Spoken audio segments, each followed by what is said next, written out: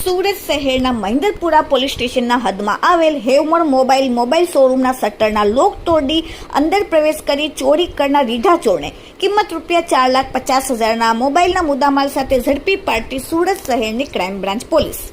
સુરતમાં તારીખ 28/9/2024ના રાતના સમય દરમિયાન મહિન્દરપુરા લાલ દરવાજા ખાતે મોટી શેરી નાકા કબીર ભવન દુકાન નંબર 6 1666 હેવમોર મોબાઈલની દુકાનમાંથી દુકાનના શટરના તારા તોડીને દુકાનમાં ગેરકાયદેસર પ્રવેશ કરી કુલ મોબાઈલ ફોન નંગ 40 જેની કુલ કિંમત ₹7,25,282, ટેબલના ખાનામાં રોકડા ₹20,000 તે મળીને કુલ ₹7,45,282ની મત્તાની ચોરી કરીને નાસી ગયેલ હતા.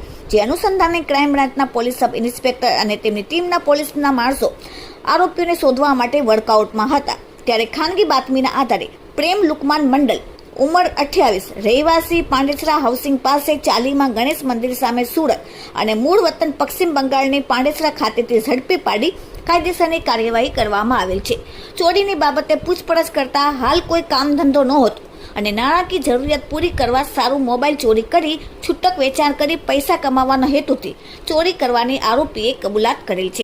ક્રાઇમ બ્રાન્ચ પોલીસે આરોપી પાસેથી નંગ 27 મોબાઈલ ફોન કિંમત ₹4,55,000, સ્પ્લેન્ડર મોટરસાયકલ કિંમત ₹50,000ની એમ કુલ મુદ્દામાલ ₹5,05,000નો ઝડપી લીધો છે અને આ સાથે આરોપીનો જુદા જુદા સુરતના પોલીસ સ્ટેશનમાં 9 ગુનાહિત ઇતિહાસ ધરાવે છે.